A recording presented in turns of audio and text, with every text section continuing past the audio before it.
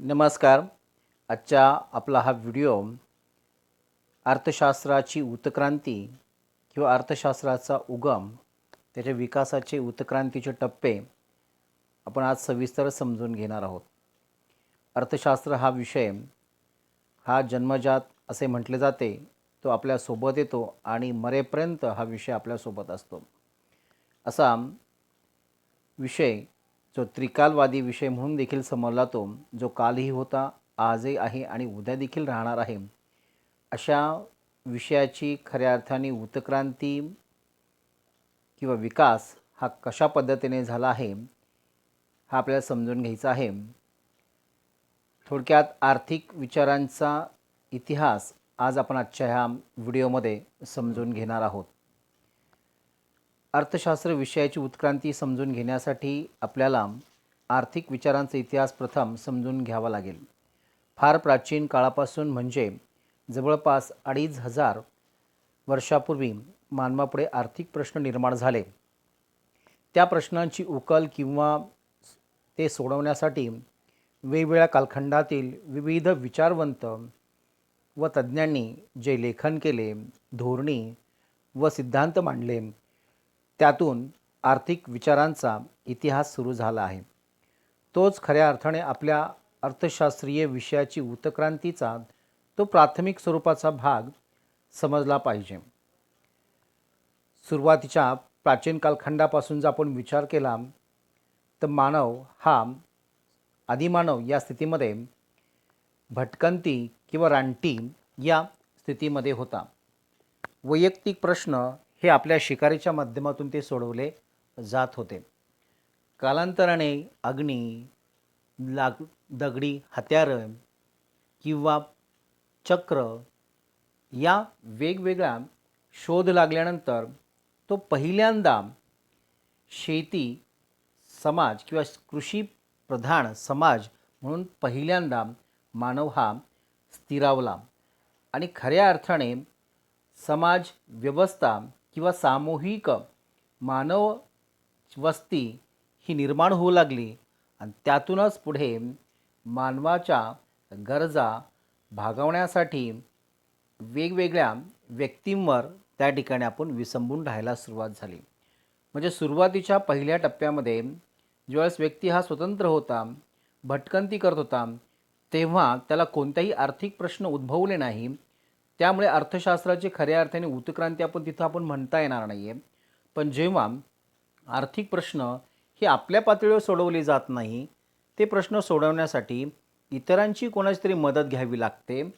ही समाजव्यवस्था निर्माण झाल्यानंतर आपल्याकडे अर्थशास्त्राचा खऱ्या अर्थाने उत्क्रांतीचा तो पहिला टप्पा आपल्याला म्हणता येणार आहे. पण तोही आपल्याला अर्थशास्त्राचा तो शास्त्रसूत्र किंवा आधारभूत टप्पा आपल्याला म्हणता येत नाही, कारण तो आपल्याला लिखित स्वरूपात कुठेही आढळत नाही आहे.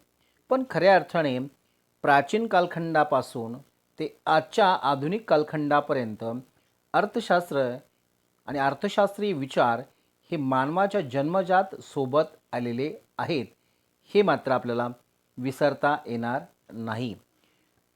प्राचीन कालखंडानंतर आपल्याकडे मध्ययुगीन कालखंडामध्ये आपल्याकडे अर्थशास्त्रचे देखील काही महत्त्वाचे दुवे आपल्याला त्या ठिकाणी सापडतात. आणि मग त्या मध्ययुगीन कालखंडानंतर आपल्याला आजच्या अर्थशास्त्राच्या उत्क्रांतीचा अभ्यास करताना आज प्रामुख्याने अर्थशास्त्र विषयाची उत्क्रांती आपण सविस्तर समजून घेणार आहोत. वेगवेगळ्या कालखंडातील विभिन्न आर्थिक विचारधारा कशी होती ते आपण पहिल्यांदा समजून घेणार आहोत.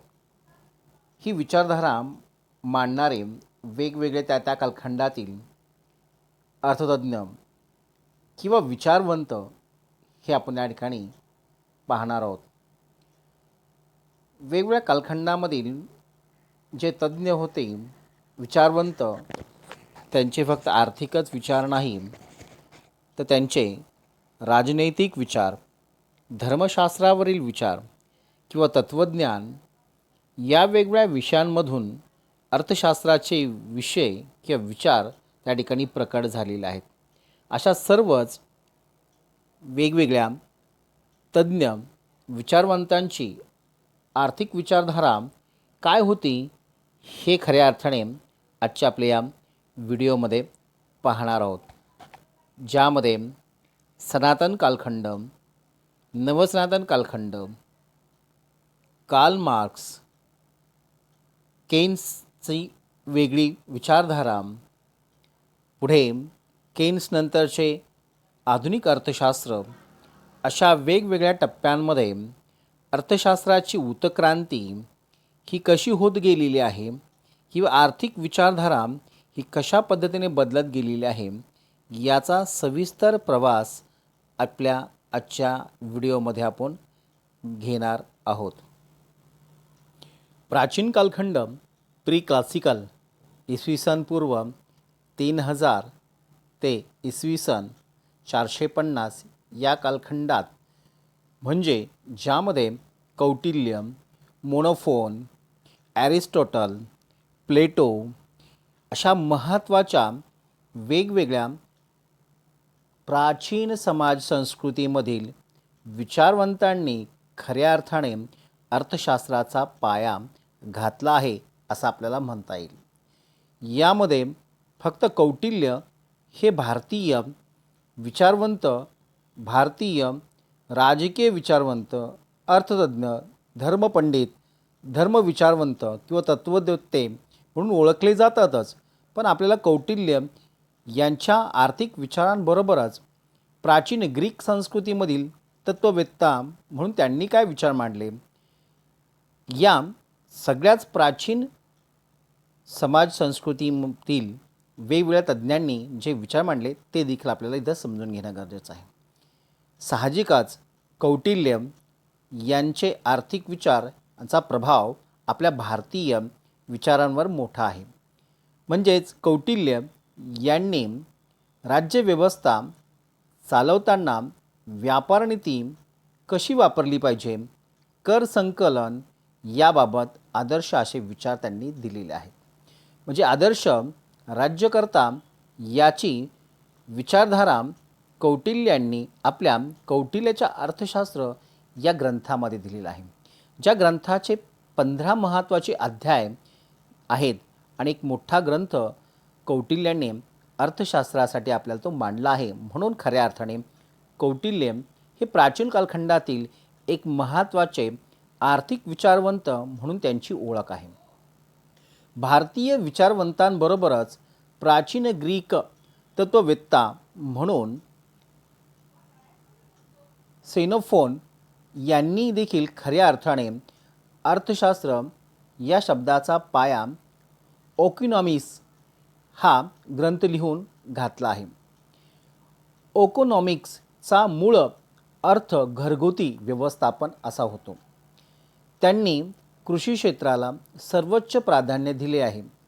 त्याचबरोबर त्यांनी श्रम विभागणीचे तत्त्व देखील मांडलेले होते. सोनोफोन यांच्याबरोबरच प्राचीन ग्रीक तत्त्ववेत्ता म्हणून ॲरिस्टॉटल यांचे देखील आर्थिक विचार प्रामुख्याने पॉलिटिक्स आणि इकॉनॉमिक्स इथिक्स या ग्रंथामध्ये आढळतात. त्यांनी अर्थशास्त्राला नीतिशास्त्र व राज्यशास्त्राचा एक भाग मानलेला आहे. मुळात अर्थशास्त्र, नीतिशास्त्र व राज्यशास्त्र यामध्ये समाविष्ट असतो. ॲरिस्टॉटल यांच्या मते संपत्ती 2 प्रकारची असते. एक नैसर्गिक संपत्ती, ज्यामध्ये अन्न आणि निवाराशी संबंधित त्या ठिकाणी असते, जी मर्यादित स्वरूपाची असते. तर दुसरी संपत्ती हा पैसा आणि अनैसर्गिक संपत्ती म्हणून ओळखली जाते, ज्याला कोणतीही मर्यादा नसते. ॲरिस्टॉटल बरोबरच प्राचीन ग्रीक तत्त्ववेत्ता म्हणून प्लेटो यांचे देखील आर्थिक विचार प्राचीन कालखंडामध्ये महत्त्वाचे मानले जातात. प्लेटो यांनी द रिपब्लिक आणि द लॉज या राजकीय सामाजिक ग्रंथात त्यांनी आपले आर्थिक विचार मांडलेले दिसून येतात. एका आदर्श राज्याची आयडियल स्टेट निर्मिती कशी व्हावी याबाबतचा सविस्तर दृष्टिकोन आपल्याला प्लेटो यांनी आपल्याला दिलेला आहे. आणि मग आदर्श स्टेट निर्माण करत असताना अर्थशास्त्रीय देखील तिथे विचार येतात. शासक म्हणून सैनिक आणि उत्पादक असे 3 महत्त्वाचे लोकसंख्येचं वर्गीकरण ग्रीक तत्त्ववेत्ता प्लेटो यांनी दिलेले आहेत आणि त्यावरच आपली आर्थिक विचारधारा पुढे तयार होते असं प्लेटो यांनी सांगितलेलं आहे. यामध्ये प्रामुख्याने प्री क्लासिकल कालखंडामध्ये कौटिल्य असेल, सेनोफोन असेल, एरिस्टॉटल असेल, प्लेटो असेल यांचे खऱ्या अर्थाने आर्थिक विचारांचा प्रभाव त्या प्राचीन कालखंडामध्ये त्या ठिकाणी आपल्याला दिसून येतो. प्राचीन विचारधारा विचारात घेतल्यानंतर मध्ययुगीन कालखंड म्हणजे इसवी सन 450 ते इसवी सन 1500 या कालखंडातील जे विचार आहेत ते मध्ययुगीन विचार म्हणून ओळखले जातात. मध्ययुगीन अर्थशास्त्र म्हणजे मेडिवल स्कॉलॅस्टिक मध्ययुगीन अर्थशास्त्र आपण समजून घेत असताना प्रामुख्याने ॲक्विनास हे मध्ययुगीन राजकीय विचारवंत होते. थॉमस ॲक्विनास 1225 ते 1274 म्हणजेच 13व्या शतकातील एक महान ख्रिश्चन धर्मशास्त्रज्ञ आणि तत्त्वज्ञान किंवा तत्त्ववेत्ते म्हणून त्यांची ओळख होती.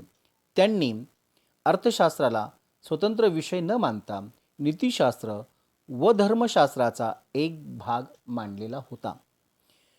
ॲक्विनास यांचे आर्थिक विचार न्याय, जस्टिस आणि मानवी कल्याण ह्युमन वेल बिंग या संकल्पनांवर आधारित होते. सामूहिक कल्याणासाठी राज्यव्यवस्था किंवा राज्यसंस्था उदयाला येतात. सामूहिक कल्याण व्यक्तिगत कल्याणापेक्षा वेगळे व उच्च असते. व्यक्तीपेक्षा समाजाचे कल्याण जास्त महत्त्वाचे आहे असे ॲक्विनास यांचे विचार होते. ॲक्विनास बरोबरच खल्दून म्हणजेच 14व्या शतकातील 1332 ते 1406 या कालखंडातील प्रसिद्ध अरब विचारवंत इब्न खल्दून हे केवळ समाजशास्त्राचे जनक मानले जात नाही, तर ॲडम स्मिथ यांच्या आधी त्यांनी अर्थशास्त्राचे अनेक मूलभूत सिद्धांत मांडलेले आहेत, ज्यामध्ये प्रामुख्याने श्रमाचे मूल्य, कर संकलन व महसूल यावर देखील त्यांनी आपले आर्थिक विचार मांडलेले आहेत. ॲक्विनास, खल्दून यांच्याबरोबरच इमाम गझली हे देखील मध्ययुगीन कालखंडातील एक महत्त्वाचे विचारवंत म्हणून ओळखले जातात.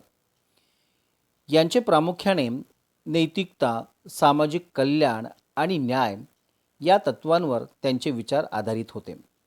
त्यांच्या मते अर्थव्यवस्था ही केवळ भौतिक लाभापर्यंत मर्यादित नसून ती मानवी जीवनाचे उद्दिष्ट असते.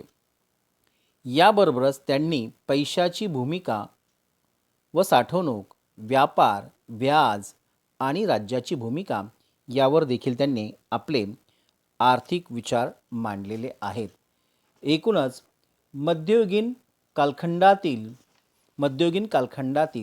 ॲक्विनास, खल्दून व इमाम गझली हे खऱ्या अर्थाने मध्ययुगीन कालखंडातील महत्त्वाची आर्थिक विचारधारा म्हणून ओळखली जाते. मध्ययुगीन कालखंडानंतर व्यापारवाद म्हणजेच मर्चंटलिझम उदयाला आले. इसवी सन 1500 ते इसवी सन 1770 पर्यंतचा कालखंड म्हणजे व्यापारवाद म्हणून ओळखला जातो. 17व्या शतकातील ब्रिटिश अर्थशास्त्रज्ञ थॉमस मोन खऱ्या अर्थाने व्यापारवादाचे जनक मानले जातात. त्यांनी व्यापार संतुलन, पैशाचे महत्त्व, आयात नियंत्रण यावर आपले आर्थिक विचार मांडलेले आहेत.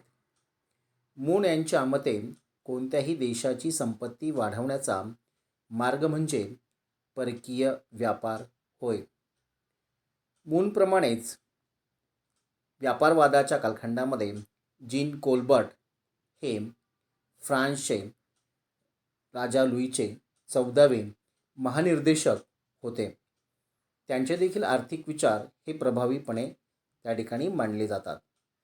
त्यांच्या आर्थिक विचारांना व्यापारवाद या कोल्बर्टवादचा जनक म्हणून ओळखले जाते. कोल्बर्ट यांच्या मते राजा आणि राज्य यांची शक्ती आणि समृद्धी वाढवली पाहिजे. अनुकूल व्यापार संतुलनासाठी आयातीपेक्षा निर्यात जास्त केली पाहिजे. त्यामुळे देशात सोने व चांदी वाढेल.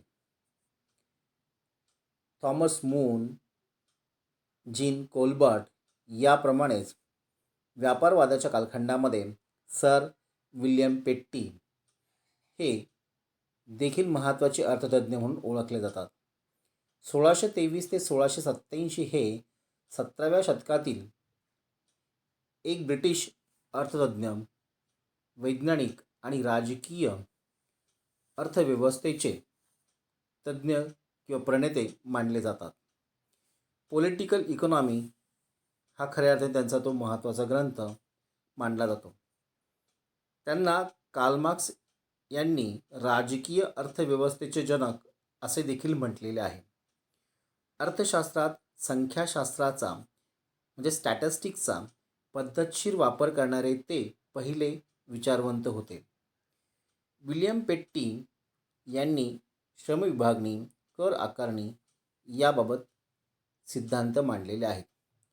एकूणच व्यापारवादामध्ये थॉमस मून, जीन कोल्बर्ट व विल्यम पेट्टी यांचे आर्थिक विचारांचा प्रभाव हा व्यापारवादामध्ये दिसून येतो. व्यापारवादानंतर निसर्गवाद, नॅचरलिझम उदयाला आले. इसवी सन 1750 ते इसवी सन 1770 हा निसर्गवादाचा कालखंड ओळखला जातो. निसर्गवादी विचारसरणीमध्ये प्रामुख्याने 18व्या शतकातील क्वेस्ने हे एक प्रमुख फ्रेंच अर्थतज्ज्ञ आणि निसर्गवादी विचारसरणीचे जनक होते. क्वेस्ने यांनी शेती हेच संपत्तीचे मूळ आहे. क्वेस्ने यांनी पहिल्यांदा लेसेज फियर व्यापार व उद्योगावरील जाचक नियंत्रण व कर हटवून अर्थव्यवस्था मुक्त करावी असे विचार मांडले होते. म्हणजे खुल्या व्यापार धोरणाचं खऱ्या अर्थाने समर्थन क्वेस्ने यांनी केलेले होते. तसेच शेती हे संपत्तीचे मूळ आहे. तसेच जमिनीच्या उत्पन्नावर एकच कर आकारला जावा असे त्यांचे विचार पुढे ॲडम स्मिथ आणि इतर अभिजात सनातन अर्थशास्त्रज्ञांनी ते विचारधारा स्वीकारली व पुढे त्याचे विवेचन सविस्तर केलेले आहे. क्वेस्ने हे आर्थिक विचारांची पहिली विचारधारा मानले जाते. क्वेस्नेप्रमाणेच ॲन रॉबर्ट टार्गोट हे 18व्या शतकातील प्रमुख फ्रेंच अर्थशास्त्रज्ञ आणि राजकीय विचारवंत होते. ते आर्थिक उदारमतवादाचे पुरस्कर्ते होते. टार्गोट यांच्या मते व्यापारातील सरकारी हस्तक्षेप आणि निर्बंध काढून टाकावेत. व्यक्तीला आपल्या आर्थिक व्यवहारात पूर्ण स्वातंत्र्य दिले पाहिजे. ॲडम स्मिथ यांनी ज्या निरहस्तक्षेप धोरणाचा स्वीकार केला, खऱ्या अर्थाने टार्गोट यांच्या विचारातूनच पुढे निरहस्तक्षेपाचे धोरण किंवा व्यक्ती स्वातंत्र्य ही विचारधारा या निसर्गवादी विचारसरणीतून त्या ठिकाणी पुढे आलेली आपल्याला पाहायला मिळते. थोडक्यात निसर्गवादामध्ये नैसर्गिक विचारधारेला महत्त्व देऊन शेती हे संपत्तीचं महत्त्वाचं साधन आहे हे क्वेस्ने, टार्गोट व या वेगवेगळ्या अर्थशास्त्रज्ञांनी मांडलेले आपल्याला दिसून येते. व्यापारवाद, निसर्गवाद यानंतर खऱ्या अर्थाने अर्थशास्त्राच्या उत्क्रांतीचा आधारभूत व महत्त्वाचा टप्पा म्हणजे सनातन अर्थशास्त्र, क्लासिकल इकॉनॉमिक्स. शास्त्रीय अर्थशास्त्र इसवी सन 1776 ते इसवी सन 1870 हा कालखंड सनातन अर्थशास्त्राचा कालखंड म्हणून ओळखला जातो. अर्थशास्त्राला लिखित स्वरूपाचं स्वरूप देण्याचं काम प्रथमतः ॲडम स्मिथ यांनी 1776च्या आपल्या वेल्थ ऑफ नेशन या ग्रंथातून केले होते. म्हणून ॲडम स्मिथ यांना अर्थशास्त्राचे जनक म्हणून ओळखले जाते. ॲडम स्मिथच्या कालखंडामध्येच किंवा सनातन कालखंडामध्ये ॲडम स्मिथ बरोबरच David Ricardo, J S. Malthus, J B. Say, J S. Mill या अर्थशास्त्रज्ञांचे देखील आर्थिक विचारांचा प्रभाव हा सनातन कालखंडामध्ये होता. ॲडम स्मिथ यांनी ज्याप्रमाणे वेल्थ ऑफ नेशन हा ग्रंथ मांडून राष्ट्राची संपत्ती, त्याची कारणे व त्याचं वितरण या संदर्भातील सविस्तर विवेचन ॲडम स्मिथ यांनी दिले आहे. तसेच डेव्हिड रिकार्डो यांनी आंतरराष्ट्रीय व्यापाराचे सिद्धांत, माल्थस यांनी आर्थिक विकास व लोकसंख्येचे सिद्धांत, तसेच जे.बी. से यांनी पुरवठ्याचे सिद्धांत मांडलेले आहेत. एकूणच सनातन अर्थशास्त्राचा कालखंड हा अर्थशास्त्राच्या शास्त्रीय उत्क्रांतीचा पहिला टप्पा म्हणून ओळखला जातो. इथूनच पुढे खऱ्या अर्थाने अर्थशास्त्रीय विचार हे लिखित स्वरूपात आणि सर्वमान्य विचार म्हणून स्वीकारले जातात. मार्क्सवाद किंवा मार्क्सवादी विचारधारा ही अर्थशास्त्राच्या उत्क्रांतीचा एक स्वतंत्र टप्पा विचारात घेणे महत्त्वाचे आहे. 1818 ते 1883 हा मार्क्सवादी अर्थशास्त्राचा कालखंड म्हणून ओळखला जातो. कार्ल मार्क्स यांनी ब्रिटिश भांडवलप्रधान अर्थव्यवस्थेच्या विरोधात जाऊन काही महत्त्वाचे आर्थिक विचारधारा त्यांनी दास कॅपिटल या महत्त्वाच्या ग्रंथामधनं मांडलेल्या आहेत. भांडवलाचा संचयाचे सखोल विश्लेषण दास कॅपिटलमध्ये त्यांनी केलेले आहे. त्यांच्या मार्क्सवादी विचारामध्ये प्रामुख्याने सरप्लस व्हॅल्यू थेरी, श्रमाचे अतिरिक्त मूल्याचा सिद्धांत, तसेच वर्ग संघर्ष, इतिहासाची भौतिक मीमांसा आणि भांडवलशाहीचा विनाश या वेगवेगळ्या महत्त्वाच्या आर्थिक संकल्पना त्यांनी मांडलेल्या आहेत. मार्क्सवाद हा खऱ्या अर्थाने डावी विचारसरणी म्हणून ओळखली जाते. नाहिरे गटाच्या बाजूने मार्क्स यांनी त्यांना श्रमिकांना न्याय देण्यासाठी एक आर्थिक वैचारिक आंदोलनाच्या माध्यमातून, वैचारिक संघर्षाच्या माध्यमातून त्यांनी आपले विचार मांडलेले आहेत. म्हणून आपल्याला अर्थशास्त्राचा एक डावी विचारसरणी म्हणून मार्क्सवाद देखील विचारात घेणं गरजेचे आहे. सनातन कालखंडानंतर खऱ्या अर्थाने नवसनातन अर्थशास्त्राच्या उत्क्रांतीचा दुसरा टप्पा विचारात घेतला जातो.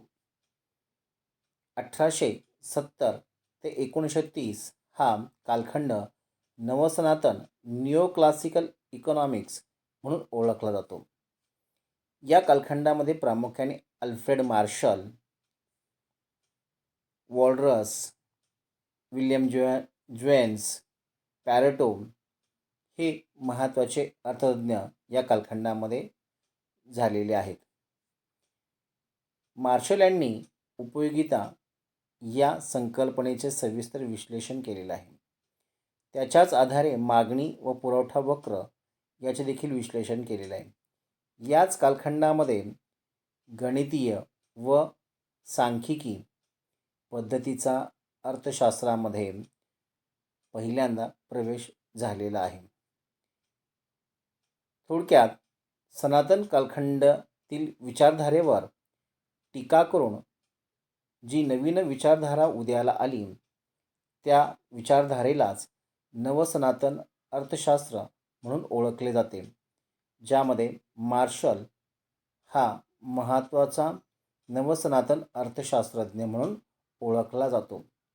मार्शल बरोबरच नवसनातन कालखंडामध्ये प्रामुख्याने मार्शल, पिगू, रॉबर्टसन हे देखील नवसनातन अर्थशास्त्रज्ञांमध्ये केम्ब्रिज अर्थशास्त्रज्ञ म्हणून देखील हे ओळखले जाणारे महत्त्वाचे समीकरण आहे.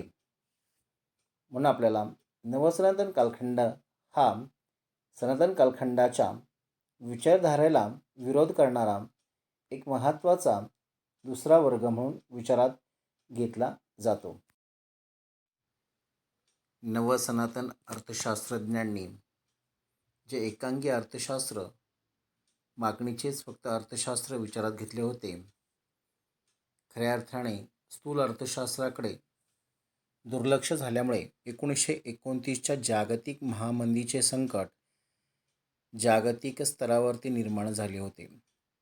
अशा जागतिक संकटातून बाहेर पडण्यासाठी जगातील सर्वच अर्थशास्त्रज्ञांनी अर्थशास्त्राची पुनर्मांडणी करण्याचा प्रयत्न केला. त्याच कालखंडामध्ये जॉन लॉर्ड केन्स या अर्थशास्त्रज्ञाने 1936मध्ये the general theory of employment, interest and money हा महत्त्वाचा ग्रंथ मांडून जागतिक महामंदीच्या संकटातून अर्थव्यवस्था कशी बाहेर काढली जाईल याबाबतचे विवेचन केले व हे विचार खऱ्या अर्थाने त्या कालखंडाला अनुरूप असे ठरल्यामुळे केन्स यांचे विचार हे सर्वमान्य झाले. म्हणून 1936 ते 1970 हा कालखंड केन्सच्या अर्थशास्त्राचा कालखंड म्हणून ओळखला जातो. केन्स यांनी प्रभावी मागणीचे विश्लेषण केलेले आहे आणि अशी प्रभावी मागणी एकूण मागणी फल व एकूण पुरवठा फल यांच्या संयुक्त कशा पद्धतीने त्या ठिकाणी तयार होते याबाबतचे विश्लेषण केलेलं आहे. तसेच व्याजाचं व पैशाचे देखील अर्थशास्त्रीय विश्लेषण करून स्थूल अर्थव्यवस्थेला कशी उभारी मिळते याबाबतचे देखील विश्लेषण केलेलं आहे. म्हणूनच केन्स अर्थशास्त्राच्या उत्क्रांतीचा स्वतंत्र टप्पा म्हणून ओळखला जातो. संकल्पना ॲड करणारा किंवा जुन्या विचारधारेमधल्या उणिवा शोधून त्यामध्ये काहीतरी नवीन व काळानुरूप ॲड करणारा कालखंड म्हणजे आधुनिक अर्थशास्त्रज्ञ. याच कालखंडामध्ये लिबरलायझेशन, प्रायव्हेटायझेशन आणि ग्लोबलायझेशन सारख्या संकल्पना उदयाला आल्या. याच कालखंडामध्ये आंतरराष्ट्रीय वित्तीय संस्था व आंतरराष्ट्रीय प्रादेशिक सहकारी संघटना या उदयाला आलेल्या आहेत. त्या प्रामुख्याने वेगवेगळ्या महत्त्वाच्या अर्थतज्ज्ञांच्या विचारधारेतून त्या निर्माण झालेल्या आहेत. आंतरराष्ट्रीय व्यापाराला अधिकचे महत्त्व प्राप्त झालेले आहे.